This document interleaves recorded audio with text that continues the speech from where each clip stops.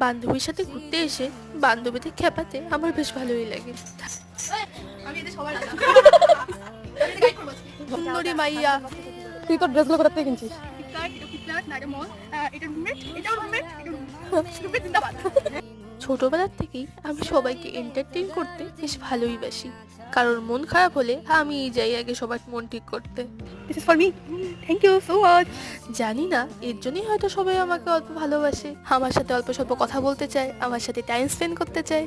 তাই আমিও সবাইকে অল্প মজা দেখানোর চেষ্টা করি বা মজা করানোর চেষ্টা করি। রুমমেট আজকে আসেনি বলে আমার অল্প হলেও মনটা খারাপ ছিল, কিন্তু সবার সাথে এসে বেশ ভালোই মজা করেছি। ছোটবেলায় ফিরে গেছিলাম, সিস থেকে শুরু করে নাগরদোলনা সব কিছু করেছি, কেউ বাধা দেওয়ার মতো ছিল না আজকে। তারপর ট্রেনেও উঠেছিলাম, ট্রেনেও বেশ মজা হয়েছে, একদম বাচ্চাবেলায় ফিরে গেছি। তারপর বাড়ি এসেছি, বাড়ি এসে সিঁড়ি দিয়ে উঠতে গিয়ে আবার ঘাম ঝরে গেছে।